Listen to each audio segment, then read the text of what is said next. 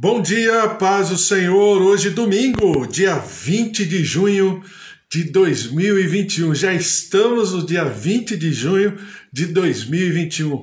Que o Senhor te abençoe, que o Senhor te dê um domingo maravilhoso, especial, inesquecível, porque todos os nossos dias estão escritos no livro do Senhor, como diz lá no Salmo 139, e eu sempre, a todo momento, eu vou falar dessa passagem, porque ela é uma passagem muito importante para nós que vivemos todos os dias. E se a gente está vivo, é porque existe um propósito. E se existe um propósito, significa que eu preciso me desafiar a viver este propósito. É um desafio, é uma grande tarefa eu viver aquilo que o Senhor escreveu no seu livro. Porque os meus dias estão escritos nesse livro. Creio eu, Salmo 139, versículo 16, creio eu que os teus dias estão escritos nesse livro. E o livro do Senhor Deus não é o... Como é que está? Como é que fala naquele jornal? Nos jornais, né? Pelo menos antigamente tinha aquela página dos óbitos, né? Então não é essa página, mas o livro do Senhor é o livro da vida. E se é o livro da vida, os teus dias e os meus dias estão escritos nesse livro da vida, em nome de Jesus. Por isso que você tenha um domingo muito especial, um domingo maravilhoso, cheio de vida, cheio de propósitos, né? Como diria a teologia, é um dia de missão, é um dia de responsabilidade.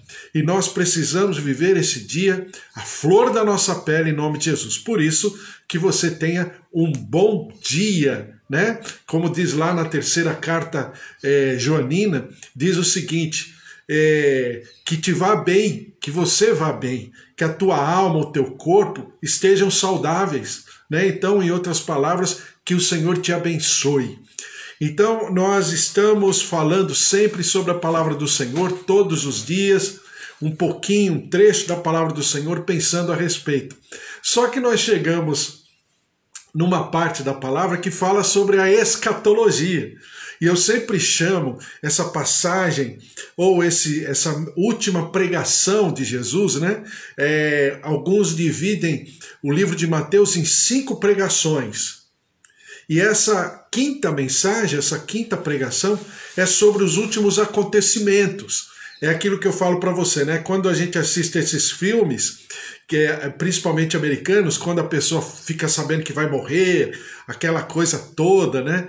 Tem um filme muito bonitinho que eu sempre assisti com as crianças, que era, no tempo que elas eram crianças, eu gostava de assistir aquele filme de uma senhora, eu não lembro o nome dela, mas de uma personagem, né, que ela fica sabendo que vai morrer.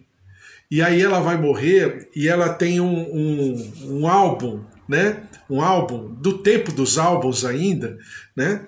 Ela tem um álbum com todos os seus sonhos. E um desses sonhos era casar, era abrir um negócio, era um monte de coisa. Quando ela fica sabendo que ela vai morrer, ela, tadinha dela, ela chora muito em cima daquele álbum, né? E depois ela vai para a igreja cantar no coral na sua despedida, porque ela vai morrer. Mas na verdade alguém trocou os exames dela e fica sabendo isso depois. É um filminho de sessão da tarde, a cada década passa umas 5, 6 vezes na sessão da tarde, né? E ela fica sabendo. Mas eu assisti com as meninas, quando crianças, exatamente por causa disso, de escrever no álbum, né? Eu falo para elas, a gente tem que ter projetos. E eu sempre ensinei elas falando o seguinte: a gente tem que ter sonho. Um homem, uma mulher que não sonha, não vive, porque o sonho, o projeto, colocando diante do Senhor, é um combustível, né? Para a gente andar, para a gente conquistar, para realizar. Claro, de maneira saudável, de maneira equilibrada, né? Tudo isso é importante. Mas eu ensinava, e ensino até hoje elas dessa maneira. Então, quando ela fica sabendo que ela vai morrer, então ela pega todo o seu dinheiro de aposentadoria, todo o seu salário, pede, xinga o chefe dela, amassa o celular do chefe dela, e aí ela vai para a sua viagem dos sonhos, que era exatamente nos Alpes europeus e tal, aquela coisa toda. E ela, porque sabe que vai morrer, e ela faz tudo aquilo que ela deveria fazer como, vamos dizer, o mais importante. Daí eu entender que Jesus Cristo deixa essa última ministração, essa última pregação, né, falando sobre escatologia. Escatologia significa estudo das últimas coisas, como a gente diz, o estudo dos últimos acontecimentos, né? Então, Jesus deixa para o final para falar exatamente a respeito de tudo isso, porque os discípulos perguntam, e o capítulo 24 de Mateus já começa assim, os discípulos perguntando do versículo 1 ao versículo 3, quando se dará a destruição do templo. Porque na cabeça deles, a destruição do templo significa o fechamento de uma era. Na nossa tradução fala o final do mundo. Mas no grego, né, original significa o final de uma era. Parece igual, mas é diferente. Final de era e final do mundo. Porque aí muitos traduzem e até escrevem livros que o planeta Terra vai fazer assim, vai sumir, ele vai evaporar, ele vai implodir, ele vai derreter. Tem uma série de interpretações sobre isso. Mas se a gente vai para o texto de maneira mais racional, equilibrada, de bom senso, de coerência, você percebe que não é o final do mundo no sentido de destruir o mundo, mas é o final de uma era. E eu falei para você, e tenho falado, que é o final de um ciclo.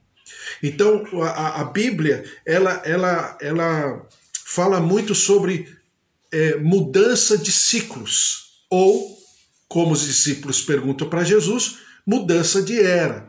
Então, significa que vai fechar uma era e começar uma nova era. No nosso vocabulário mais, vamos dizer assim, mais profético, mais contextualizado, se fala em estação. Quando, ou falando, e é saudável que pense assim, não tô contrário, mas aí fala, olha, quando será o final dessa estação? Ou o final dessa era? Ou então o final desse ciclo?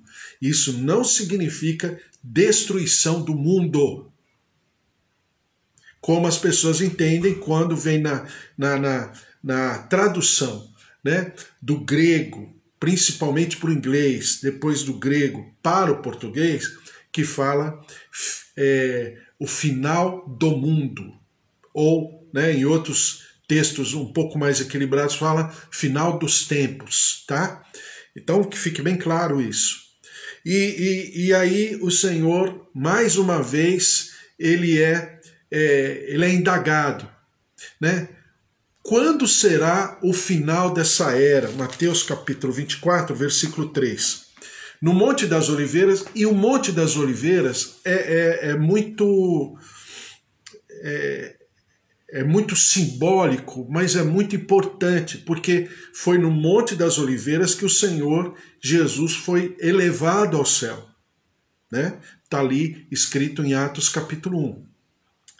E a Bíblia fala que através, né, nesse ato, né, eu acho melhor eu ler, né? Nesse ato, os anjos conversando com os discípulos, eles dizem o seguinte, Atos capítulo 1, versículo 7, diz assim, respondeu-lhe Jesus, não vos compete conhecer tempos ou épocas que o Pai reservou pela sua exclusiva autoridade.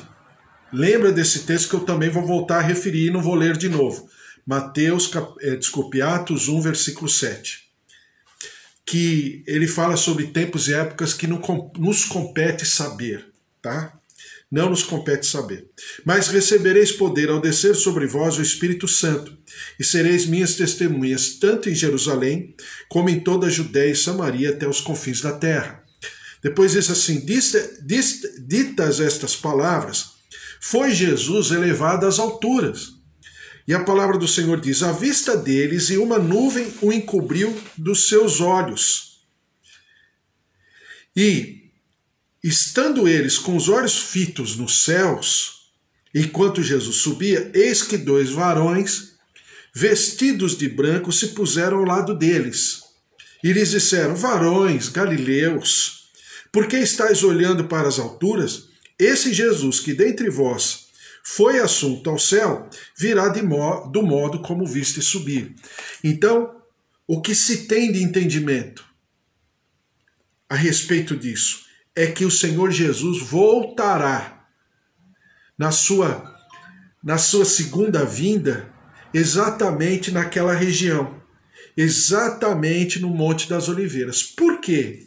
Zacarias capítulo 9, a gente já leu algumas vezes, Zacarias capítulo 9, versículo 9, que diz assim, alegra-te muito, ó filha de Sião, exulta, ó filha de Jerusalém, eis aí te vem o teu rei, justo e salvador, humilde, montado em jumento, no jumentinho, cria de jumenta. A primeira parte dessa profecia já aconteceu. No jumentinho, cria de jumenta, a gente já falou sobre isso, né? Em Mateus capítulo 21, quando o Senhor adentra em Jerusalém na sua última semana de vida, né? Que Jesus entra montado num jumentinho. E eu já falei para você o que simboliza isso, qual é a simbologia na antiguidade. Entrar em jumentinho, entrar em paz. Se ele entrasse em cavalo, montado no cavalo, seria numa condição, num estado de guerra, num estado de ocupação, de domínio bélico, domínio militar. Jumentinho significa um rei entrando em sentimento de paz, em posicionamento de paz. E aí o povo faz o que faz e coloca as suas vestes, os sobretudos, né? Colocam no caminho para que ele possa passar por aquele lugar que também historicamente significa as pessoas se despojando, né? Se humilhando, se derramando diante daquele que é o rei. Tá?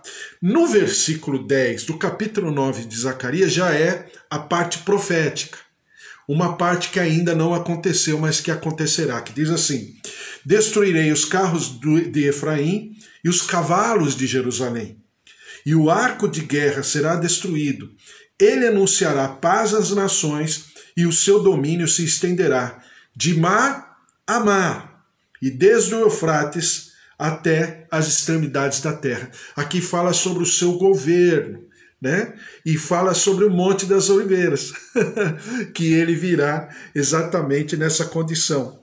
E diz a palavra do Senhor, quanto a ti, Sião, por causa do sangue da tua aliança, tirei os teus cativos da cova, em que não havia água. Voltai à fortaleza, ó presos de esperança. Também hoje vos anuncio que tudo vos restituirei em dobro. Então fala sobre a segunda vinda de Jesus, fala sobre a primeira, depois fala sobre a segunda, e qual é a sua condição, né, de governo, a sua constituição. E a Bíblia fala que ele vai governar a partir dali, e sobre todo o planeta Terra, até as extremidades da Terra, ou seja, numa alusão, né, à volta sobre o globo terrestre de 360 graus, ou seja, começa nele, as extremidades da Terra, e volta nele, né? Que é exatamente esse governo completo, pleno, de constituição. Por quê? Exatamente o que diz aqui. Vou ler texto, a gente já leu, já conversou bastante, eu estou só repassando.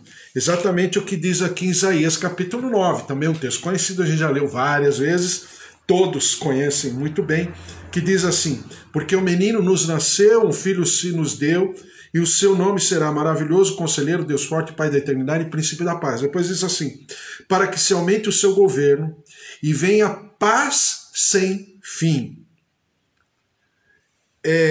sobre o trono de Davi, sobre o seu reino, para o estabelecer e o firmar, mediante o juízo e a justiça, desde agora e para sempre. O zelo do Senhor dos exércitos fará isso. Então é um governo, uma parte desse versículo de Isaías capítulo 9 já aconteceu. E outra parte está por ainda vir, está ainda por vir acontecer. Então, Mateus capítulo, agora que nós estamos lendo, capítulo 24, é o mundo inteiro. São todas as eras repassadas pelo Senhor Jesus e, ao mesmo tempo, uma era que virá. E finalizando uma era para iniciar uma outra era, como a terapia fala, né? A terapia sempre fala, olha, o luto tem um ciclo. Porque a terapia entende de que você só pode viver uma nova era quando você faz o desfecho de uma era, né? E esse ciclo, a terapia geralmente compara com luto. Então tem o luto de uma separação de casamento, tem o luto da morte de um querido próximo. Então a terapia ensina que você tem que fechar o luto, fechar o ciclo. Porque se eu ficar pontuando a minha vida, vamos dizer assim, entre aspas, de ciclo em ciclo ou de eras em eras, sem fazer o desfecho de uma era anterior, ou seja, compreender o que aconteceu naquela era, fazer como na contabilidade diz, conciliação de contas, né?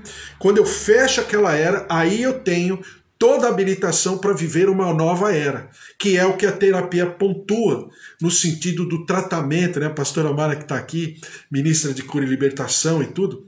Então é exatamente essa condição, a Jucimara também, que é a ministra de cura e libertação. Então tem que ter o quê? Tem que ter o fechamento. Se eu não fechar isso, eu não terei total habilitação para viver a nova era. Então sempre será uma era com uma, vamos dizer assim, com uma baixa caracterização, com uma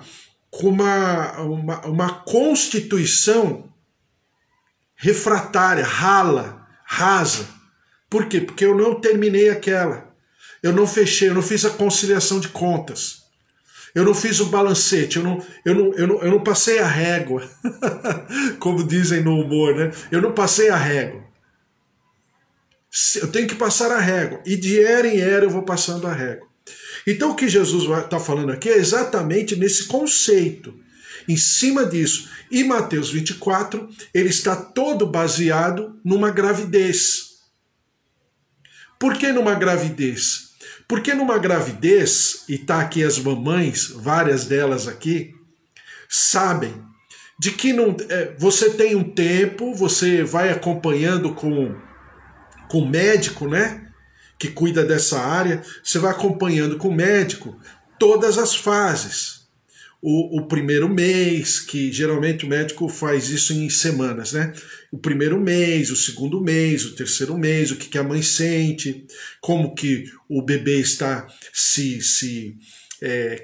está crescendo, se formando no ventre da mãe. Então tem todo um processo. E é exatamente o que Jesus compara de maneira parabólica em Mateus 24, né? Que é o princípio das dores, e a partir daí ele vai falando. Então, qual é a dúvida, a grande dúvida da igreja? De todos os tempos, tá? Inclusive do tempo de Jesus, junto aos seus discípulos. A dúvida da igreja é pontuar a cronologia, mas quando pontua a cronologia, a igreja fica, já diria um pastor maravilhoso, um pastor servo do Senhor, incrível, de uma lucidez, pastor Russell Shedd, já nos deixou, já está na glória com o Senhor, creio que ele faleceu há 2, 3 anos, não mais do que isso. Ele também pertence a uma era, que eu já expliquei para você o que significa, né? Russell Shedd aqui no Brasil, não sendo brasileiro, mas né, adotando o Brasil como a sua pátria. O pastor Billy Graham, o pastor Enéas Tonini, aqui do nosso Brasil também, todos falecidos há alguns anos, entre eles 2, 3, 4 anos, significa o fechamento de uma era para nós que vivemos no sentido profético, né? Nós sabemos que essa geração, se voltando para o Pai, significa que nós estamos muito mais próximos de uma nova era, né? Não estou colocando dia, eu só estou falando a respeito disso que está acontecendo, porque essa geração que está entregando o seu espírito ao Senhor, essa geração simboliza muito para o Evangelho, né? Então o pastor Russell Shedd, ele falava assim, que a gente não pode pensar em escatologia, em últimos acontecimentos, por curiosidade. Não é essa a teologia correta. Se nós vamos falar sobre escatologia, nós devemos de falar, em primeiro lugar, em cima da esperança, que foi o que eu pontuei ontem. Esperança. Em segundo lugar, como a teologia chama de missiologia, ou seja, eu preciso saber que, primeiro, todos esses últimos acontecimentos estão fundamentados na esperança e na responsabilidade, e não na curiosidade. Para saber se é hoje, se é amanhã, até porque Deus não quer que a gente saiba. Ele não quer essa coisa que às vezes você percebe que alguns falam, né? Sobre tempo, se vai acontecer isso amanhã, porque aí faz contas, porque isso e aquilo. Não tem como. Por quê? E aí a gente vai continuar falando. Mateus capítulo 1, do versículo 1 a 3 já falei, que é a destruição do templo, que para os discípulos significava, para aquela cultura, significava o fechamento de uma era. Por que o fechamento de uma era? Porque foi assim que aconteceu com as duas destruições do templo anteriores, né, que já havia acontecido. Uma no tempo dos caldeus, que é a palavra de Jeremias, e outra no tempo dos macabeus, né, que principalmente o livro apócrifo dos Macabeus fala a respeito sobre essa história da destruição do templo no tempo de Antíoco Epifânio, que não foi uma destruição completa, foi apenas, né, um abalo de toda a estrutura por uma série de razões, de guerras e violentas guerras naquela região. E essa seria, entre aspas, a terceira destruição do templo. Então o templo para esse povo um termômetro. E aí vem o princípio das dores, tá? Claro que eu vou pontuar isso de maneira mais a miúde, né? Não bem detalhada, mas a miúde, com o passar do tempo. Então o princípio das dores significa, ao mesmo tempo, né, princípio das dores, a apostasia que Paulo fala, que a gente já leu em Tessalonicenses, e também Paulo fala sobre o gemido da criação, lá em Romanos capítulo 8, que fala sobre o gemido da criação. Capítulo 1 também fala sobre esse desgaste da criação que já está acontecendo também. Aí você vai falar, puxa, mas está acontecendo. Não, isso faz parte de todo um processo. Ninguém está falando por enquanto, né, agora, já, mas significa, vamos dizer, os acontecimentos se manifestando. Então princípio das dores, apostasia, e o que é apostasia? É o abandono deliberado da verdade.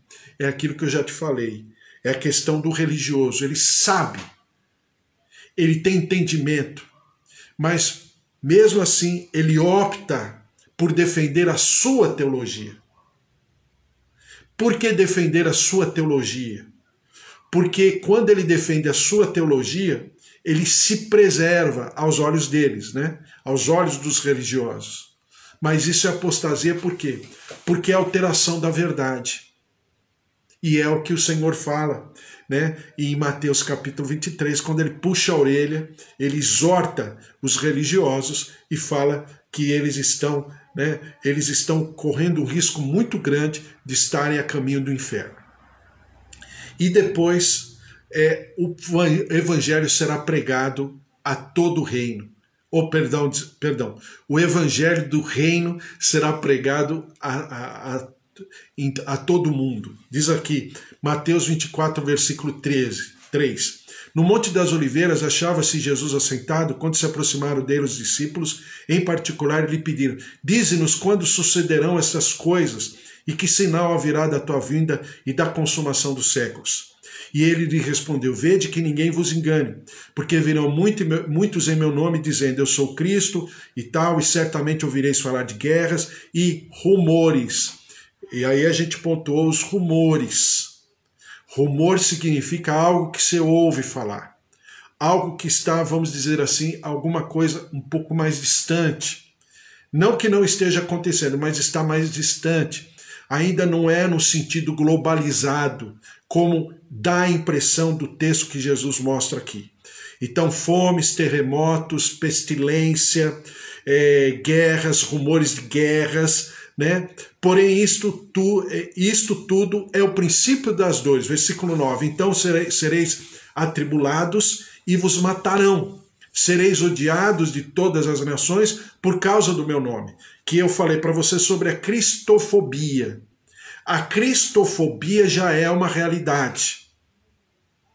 Em muitos países, principalmente os ditos de primeiro mundo, que não é por coincidência, são países que foram formatados na sua origem, quer queiramos ou não, quer eles queiram ou não, foi formatado por sobre a palavra de Deus.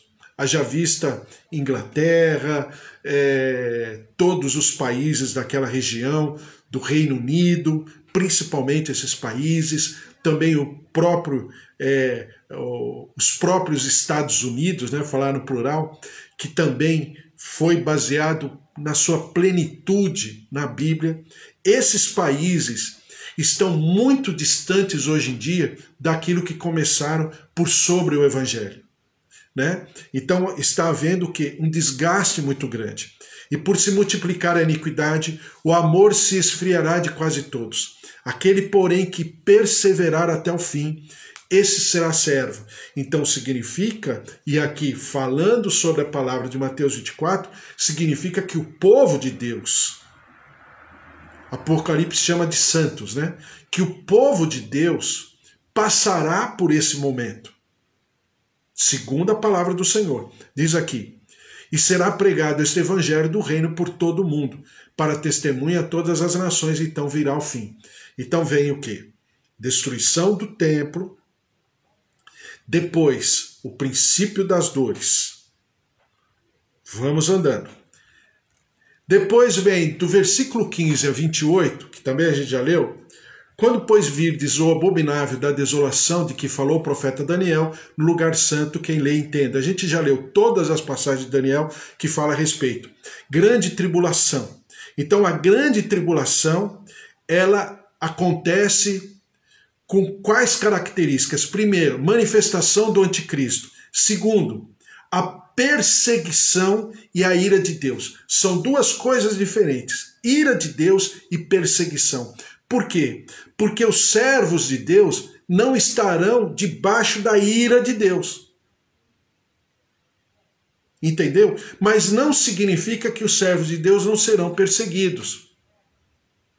Em algum momento, de maneira mais incisiva ou de maneira menos incisiva, mas que haverá, e Jesus dizendo, né, no futuro que haveria perseguição, isso é uma certeza. E todos nós, de alguma maneira, já vivemos uma certa perseguição. Obviamente existem países, regiões na África, no Oriente Médio, que os cristãos são perseguidos e mortos. Se matou mais cristão porque serviam a Deus no século XX do que durante toda a história da humanidade até o século XX. Então nós temos uma perseguição incisiva, violenta em muitas regiões do mundo, né? Quando você vai para missões, para o vocabulário missionário, eles chamam a janela 1040, que é o quê? São as regiões que são nebulosas a respeito do Evangelho, né? Como Coreia do Norte, que é o principal país de toda esse conceito de missiologia, de trabalho missionário, né? Então a Coreia do Norte, China, algumas regiões da Europa Oriental, algumas regiões do Oriente Médio e algumas regiões do continente africano, tá? Então a ira é diferente, a ira de Deus é diferente de perseguição, não obstante estarem acontecendo praticamente ao mesmo tempo. Então é aquilo que eu falei para você sobre os moradores no Egito, o povo de Deus que morava no Egito. Quando vieram as pragas, ou seja, a ira de Deus contra aquela região, e aí eu falei para você, né, que para aquela geração significa o juízo final, né, com certeza. Então, porque a Bíblia está cheia de juízos finais em algum momento, né? Claro que não é esse último juízo final, mas são vários juízos finais durante a alteração ou a mudança de estação ou de era. Então esse é o momento. Então você percebe que as 10 pragas se derramam sobre o Império Egípcio, mas nenhuma das pragas atinge o povo de Deus. E quando chega na 10ª praga, isso fica muito bem claro por causa da marca do sangue do Cordeiro. Então, ira de Deus não significa perseguição. São duas coisas diferentes. E o povo de Deus não vai passar pela ira de Deus. Não obstante até identificar a ira de Deus, mas não vai passar pela ira de Deus. Mas haverá perseguição também. Eu tenho muitos textos para ler, mas não vai dar tempo. Eu vou para Mateus 24, versículo 15, que eu só estou pontuando isso, depois a gente vai destrinchar. Mateus 24, 15 diz assim: quando, pois, virdes o abominável da desolação de que falou o profeta Daniel e tal, então os que estiverem na Judéia, aí o Senhor Jesus fala de uma maneira mais localizada, mais principalmente sobre o povo hebreu, sobre o povo judeu. Ai das que estiverem grávidas, as que amamentarem naqueles dias, orai para que a vossa fuga não se dê no inverno, nem no sábado, porque nesse tempo haverá grande tribulação, como desde o princípio do mundo até agora não tem havido e nem haverá jamais. Não tivessem aqueles dias sido abreviados, ninguém seria salvo, mas por causa dos escolhidos, tais dias serão abreviados. Então significa que os escolhidos estarão juntos. Está vendo? Está entendendo? Está escrito aqui. Pelo menos naquilo que nós estamos usando como base, como texto áureo nos nossos estudos diários, Mateus está falando disso, tá? Então, se alguém vos disser, eis aqui o Cristo, ele ou ali, não acrediteis, porque surgirão falsos cristos, falsos profetas, operando grandes sinais, prodígios para enganar, se possível, os próprios eleitos. Então, o desgaste será tão grande, a situação será tão extrema, tão terrível, e ao mesmo tempo os falsos profetas estarão em tudo isso, e sempre o Senhor Jesus pontua como sendo o principal sinal é o falso profeta. O principal sinal é a apostasia, ou seja, o principal sinal é o distanciamento da verdade absoluta. O principal sinal é a fragilidade de um povo, por causa exatamente desses falsos profetas. Então, o que Jesus termina esse conceito como? Se possível for, enganar os próprios eleitos. Vede que vos tenho predito. Portanto, se vos disserem, eis que ele está no deserto, não saias, ou ele no interior da casa, não acrediteis, porque assim como o relâmpago sai do oriente e se mostra até o ocidente, assim será a vinda do Filho do Homem. Onde estiver o cadáver, aí se ajuntarão os abutres. né? Então, o que significa isso? Que a vinda do Filho do Homem será algo audível e algo visível a toda aquela geração que vai estar viva nesse momento, tá? Então, aquela coisa do deixados para trás, que esse filme é um conto, é uma novela, é um romance, né?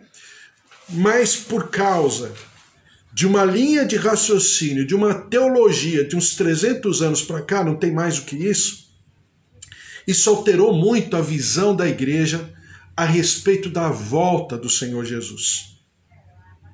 E nessa visão existe um espaço entre a volta do Senhor Jesus, né, e todos os acontecimentos, que é o espaço do arrebatamento. E nessa visão, esse espaço do arrebatamento ele será silencioso, fazendo alusão àquilo que Jesus fala. E a gente vai entrar nesse texto daqui a pouco. Mas fazendo alusão a esse espaço, falando como que, assim, então vai estar todo mundo, como tá no filme, né? Eu gosto muito de filme.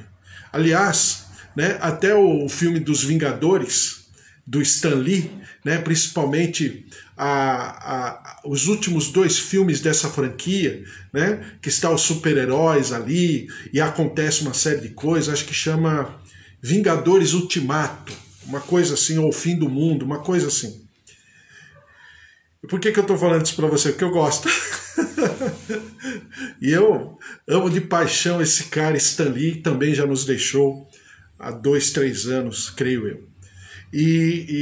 Mas ele foi um grande escritor de gibis, né? E ele tem Homem-Aranha, Thor, Homem de Ferro e todos os super-heróis aí, uma boa parte deles conhecidos pela maioria do público, principalmente público adolescente, criança e jovem, né? E de todas as outras gerações, por causa dos gibis, conhecem esses super-heróis.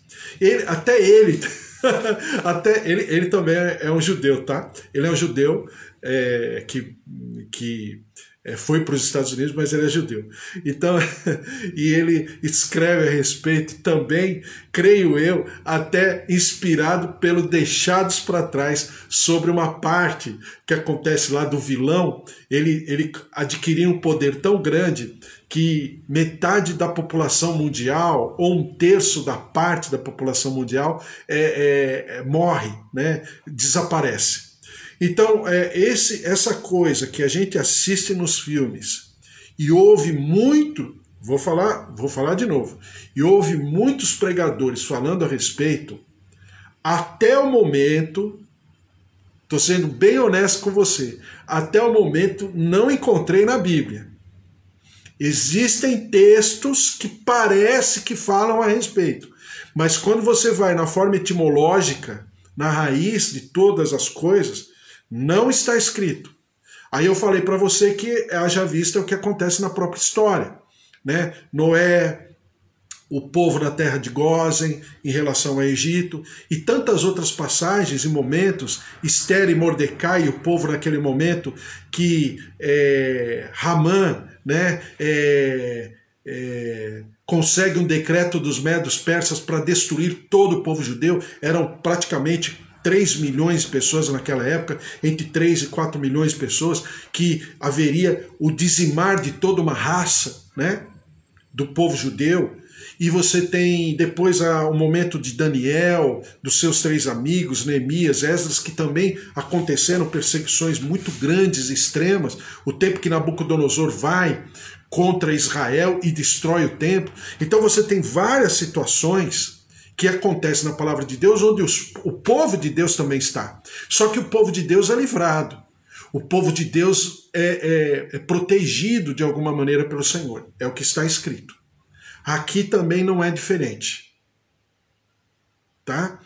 Então diz aqui, em Mateus capítulo 24, de 29 a 35, fala da vinda do Filho do Homem. Né? E a vinda do Filho do Homem significa a ressurreição dos mortos, o encontro com Jesus nos ares.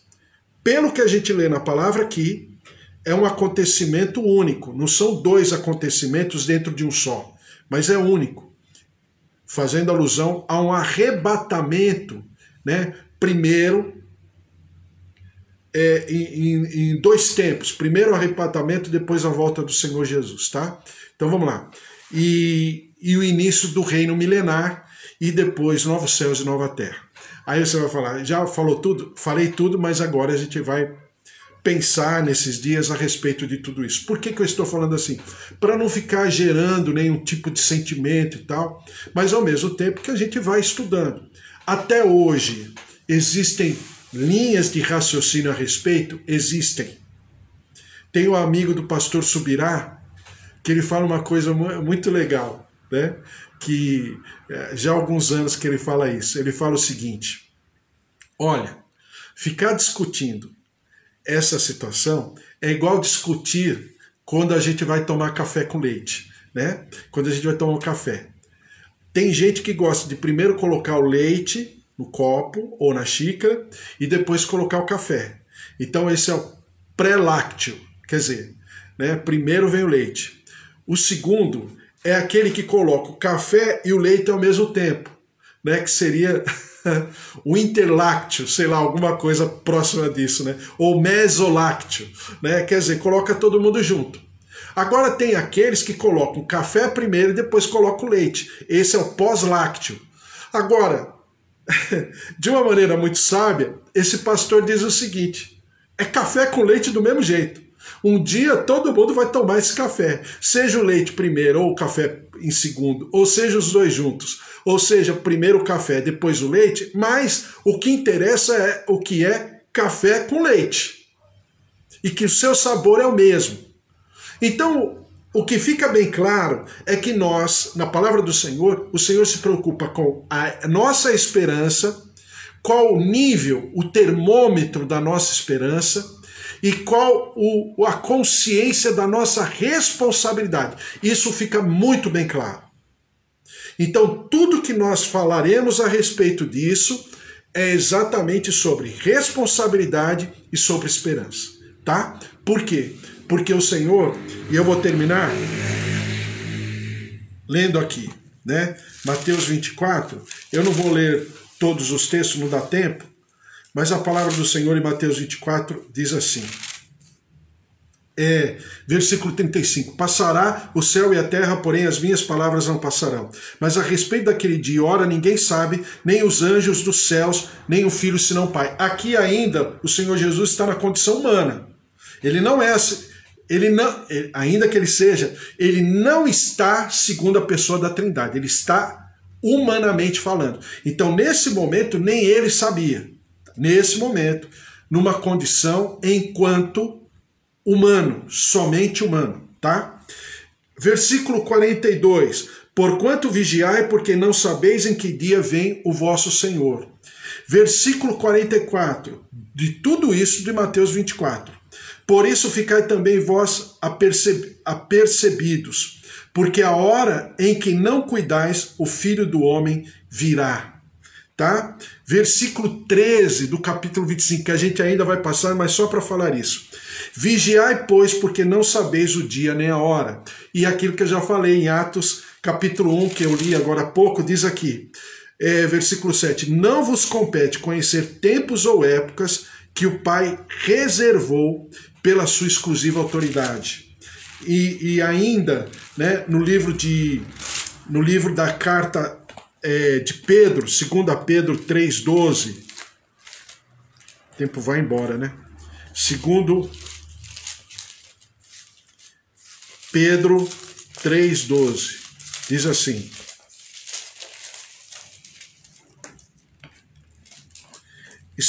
esperando e apressando a vinda do dia de Deus, por causa do qual os céus incendiados serão desfeitos, e eles...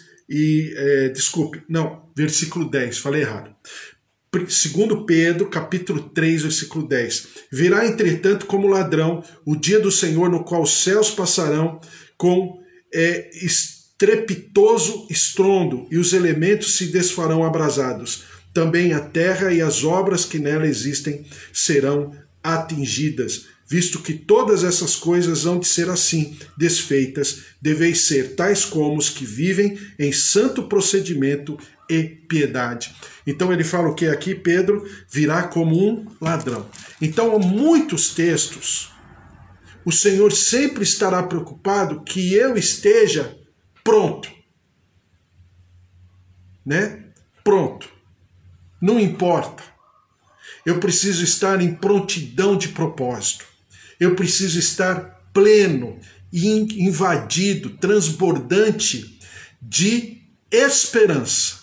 Amém.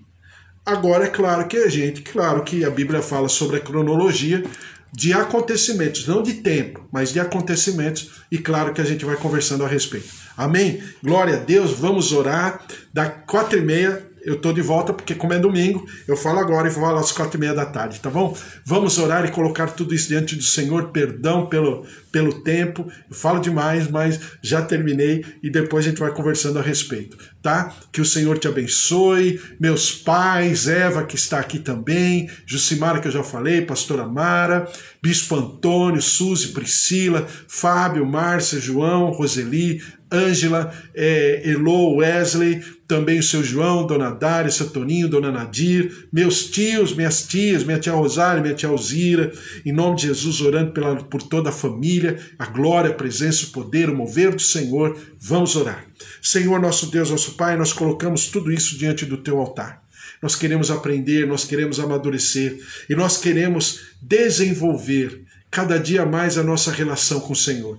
Por isso, dá continuidade falando, ministrando, ó Deus, nos exortando, nos edificando, nos consolando e principalmente gravando a tua palavra no nosso coração, para que nós não pequemos contra ti, mas pelo contrário, a cada dia nós possamos viver essa santidade, esse processo de santidade que o Senhor um dia iniciou em nós através de Jesus Cristo. E nós possamos a cada dia nos desenvolver, nos amadurecer, nos capacitar, nos fundamentar para vivermos a tua realidade de reino, para vivermos a tua manifestação de reino e para sermos embaixadores, representantes autênticos do reino dos céus aqui na terra. E nós daremos sempre ao Senhor toda a honra e toda a glória. Senhor, nós colocamos de uma maneira muito triste e trágica essas 500.000 famílias enlutadas somente aqui no nosso Brasil. E nós colocamos tudo isso diante do teu altar. E ao mesmo tempo, Senhor, nós te clamamos, derrama-te sobre nós. Ó Deus, em nome de Jesus, tem misericórdia, tem compaixão da nossa terra, quebra toda a maldição. Nós te pedimos perdão como nação, perdão pelo nosso povo, que não te busca em espírito e em verdade. Perdão, ó Deus, pela nossa nação brasileira, que nem sempre está, ó Deus, nossos gestores públicos nem sempre estão trabalhando pelo bem do povo, mas estão com outros interesses. E por causa disso, o nosso povo fica como se estivesse numa vala. Ó Deus, onde fica aquelas guerras de narrativas. E ao mesmo tempo, o nosso povo é enfraquecido, é fragilizado, é doente em todas as áreas e está sofrendo o que está sofrendo. Por isso, Senhor, tem misericórdia. Vem com a tua glória, com a tua presença. A tua palavra fala que o Senhor faz o bem. Faz o bem, nós te clamamos, não por nós, mas pela tua misericórdia. Nós te clamamos perdão, socorro. Vem com a tua compaixão. E nós daremos sempre ao Senhor toda a honra e toda a glória. E nós, Senhor, como igreja, nós como teu povo, possamos viver as tuas profecias, as tuas palavras, e nós possamos declarar como igreja, Maranata, ora vem Senhor Jesus, e nós possamos nos preparar para esse dia, esse maravilhoso dia, um dia que não tem igual, como diz a tua palavra, que o Senhor Deus está na expectativa das bodas, do noivo se encontrando com a noiva, a maior celebração, a maior festa, o maior acontecimento, que é a reunião do povo com o seu Deus. O maior acontecimento é o desejo, é o sonho do povo, que o Filho do Deus Altíssimo, o Redentor, o Cordeiro de Deus, o Rei dos Reis e Senhor do Senhor, venha E a expectativa do filho é que o pai também venha, porque o filho estará preparando tudo para que o pai tome o seu verdadeiro assento. Então, Senhor, a tua glória se manifeste.